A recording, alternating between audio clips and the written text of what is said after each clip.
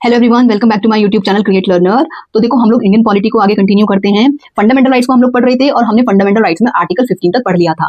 अब हम आर्टिकल 15 से रिलेटेड एक इंपॉर्टेंट केस को पढ़ेंगे जिस थ्रू आर्टिकल 15 में नए क्लॉजेस ऐड किए गए थे। तो यहाँ पर जो केस है वो है हमारे पास Champakam Dorairajan versus state of Madras. 1951 का केस है। ये वो केस है जिसके थ्रू हमारे कॉन्स्टिट्यूशन में फर्स्ट अमेंडमेंट लाया गया। ठीक है, बहुत सारी चीजें चेंज की गई थी और साथ के साथ यहाँ पर फंडामेंटल राइट और डीपीएसपी के बीच में होने वाला एक विरोध। देखो, फंडामेंटल राइट और डीपीएसपी में ना शुरू से ही लेकर के बहुत ज्यादा क्लैश रहा है, बहुत ज्यादा कॉन्फ्लिक्ट्स रहा है। क्योंकि देखो, फंडामेंटल राइट क्या कहते हैं? फंडामेंटल राइट स्टेट के लिए नेगेटिव है ना, मैंने बताया था ना, स्टेट के लिए नेगेटिव है। क्योंकि वो जगह जगह पर ये बात कर रहे थे कि भाई स्टेट ऐसा नहीं करेगी, स्टेट वैसा नहीं करेगी, स्टेट ये नहीं कर सकती, स्टेट वो नहीं कर सकती।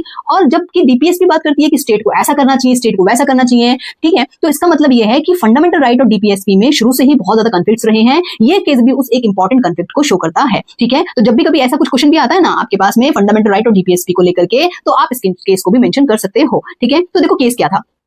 केस है Champakam Dorairajan versus state of Madras in 1951 was the very first major judgment on reservation in independent India leading to the first amendment of the constitution। ठीक है, ये रिजर्वेशन को लेकर के एक इंपॉर्टेंट केस रहा है। ठीक है, आरक्षण मैंने आप लोगों को पिछली क्लास में बताया था कि कैसे कैसे आर्टिकल 15(4) जोड़ा गया, 15(5) जोड़ा गया, 15(6) जोड़ा गया। तो यहाँ पर आरक्षण को लेकर के बहुत इंपॉर्टेंट केस रहा है। ठीक है, और इसी के थ्रू हमारे संविधान में पहला अमेंडमेंट भी लाया गया था। ठीक, तो अब इशू क्या था? तो इशू को समझने के लिए आपको 1927 का मद्रास प्रेसिडेंसी के द्वारा प्रोवाइड किया गया रिजर्वेशन समझना होगा। इन 1927 में मद्रास सरकार के द्वारा भी मेडिकल और इंजीनियरिंग कॉलेज थे, वहां पर रिलीजन और कास्ट को लेकर के कुछ discrimination, that means reservation provide किया गया था कि बेसिकली कुछ कैटेगरीज को लेकर के कुछ सीटें आरक्षित की गई थी। ठीक है, लेकिन अब क्या होता है कि सरकार क्या कहती है आजादी के बाद में कि भाई हमने जो ये रिजर्वेशन या सीटें आरक्षित की हैं वो हमारे आर्टिकल 46 को सपोर्ट करता है। कि देखो, आर्टिकल 46 डीपीएसपी का पार्ट है। डीपीएसपी में आर्टिकल 46 क्या कहता है कि promotion of education and economic interest of SC, ST and weaker section, कि हम कर सकते हैं ऐसा कि जितने भी एससी और एसटीज और वीकर सेक्शंस होते हैं उनको शैक्षणिक रूप से मजबूत करने के लिए हम ऐसा रिजर्वेशन दे सकते हैं। ठीक है,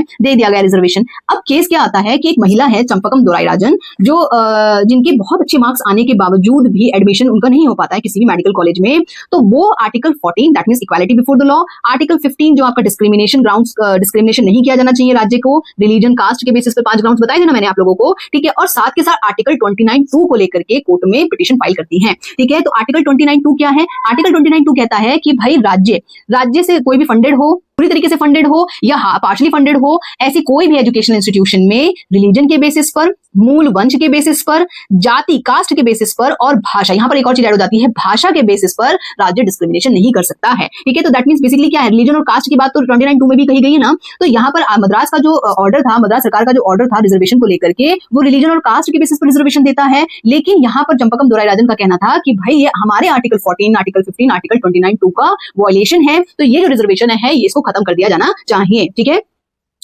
हाईकोर्ट ऑफ मद्रास का जो वर्डिक्ट आता है वही कहता है कि ठीक बिल्कुल सही है कि गवर्नमेंट ने इस तरीके का डिस्क्रिमिनेशन नहीं कर सकती है गवर्नमेंट। तो इस ऑर्डर को गवर्नमेंट हाईकोर्ट क्या कर देती है, स्ट्रक डाउन कर देती है, नल एंड वॉइड खत्म कर देती है। ठीक है, अब सरकार है वो जाती है सुप्रीम कोर्ट के पास। अब सुप्रीम कोर्ट की 5 जज की बेंच भी क्या कहती है कि मद्रास हाईकोर्ट ने जो डिसीजन लिया है वो बिल्कुल सही है। ठीक है, the Madras high court ruling and struck down the government order for reservation जो दिया जा रहा था गवर्नमेंट के थ्रू, उसको स्ट्रक डाउन कर देती है, उसको खत्म कर देती है। और एक इंपॉर्टेंट बात कहती है कि the court ruled that, court क्या कहती है, DPSP can not override fundamental right. आप आर्टिकल 46 को लागू करने के लिए आप आर्टिकल 14 को नहीं छीन सकते हो, आर्टिकल 15 को नहीं खत्म कर सकते हो, आर्टिकल 29 को भी खत्म नहीं कर सकते हो। दैट मींस डीपीएसपी मतलब यहाँ पर कोर्ट ने फंडामेंटल राइट्स को ओवरराइड किया है, फंडामेंटल राइट को सुप्रीम बताया है डीपीएसपी से। ठीक है, तो देखो एक कंफ्लिक्ट आ गया ना। अब क्योंकि देखो जब भी कभी ऐसा हुआ है, जब भी कभी कोर्ट ने फंडामेंटल राइट को सुप्रीम बताया है, तो हमारी पार्लियामेंट एक इंपॉर्टेंट अमेंडमेंट लेके आती है और जिसके थ्रू वो अपनी जो कही भी बात होती है ना, जो उन्होंने पहले किसी लॉ के थ्रू कही होती है, उसको क्या करती है, वो कॉन्स्टिट्यूशनल सपोर्ट कर देती है। दैट मींस क्या करती है, वो कॉन्स्टिट्यूशनल संवैधानिक संशोधन लेके आती है और इसी तरीके का संशोधन लेके आई थी सरकार। ठीक है, तो यहां पर आता है the judgment prompted the government to introduce the